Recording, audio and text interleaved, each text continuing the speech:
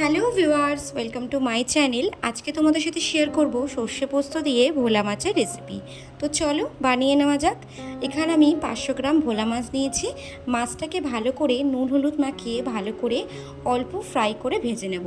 এখানে আমি deep fry করে ভাজিনি, হালকা ফ্রাই করেছি। তারপরে মাছগুলোকে তুলে নেব এক এক করে। আবারই ওই তেলে বাদবাকি মাছগুলো ভেজে নেব। তারপরে ওই তেলেই দিয়ে দেবো অল্প একটু কালো জিরে, দিয়ে দেবো একটা ছোট পেঁয়াজ, দুটো কাঁচা লঙ্কা, অল্প একটু টমেটো। এখানে আমি সর্ষে পোস্ত একসাথে বেটে রেখেছি। এখানে আমি একবারেই মশলা দিয়ে দিয়েছি নুন হলুদ, অল্প একটু কাশ্মীরি রেড চিলি পাউডার, তার সাথে দিয়ে দিয়েছি একটু চিনি, সামান্য পরিমাণে চিনি দিয়েছি। এবার ভালো করে সব মশলা আমি কষিয়ে নেব।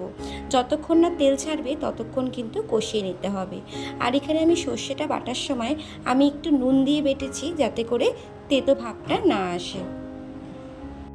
ভোলা মাছের রেসিপি তো আমরা অনেক খেয়েছি, তো এইভাবে একবার বানিয়ে দেখো, অনেক তাড়াতাড়ি হয়। হাতে যখন সময় থাকবে না, তোমরা এইভাবে বানিয়ে দেখতে পারো। এখানে দেখো মশলা আমার রেডি হয়ে গেছে। এবার আমি গরম জল দিয়ে মাছগুলোকে দিয়ে 10 থেকে 15 মিনিটের মতো ফুটিয়ে নেব।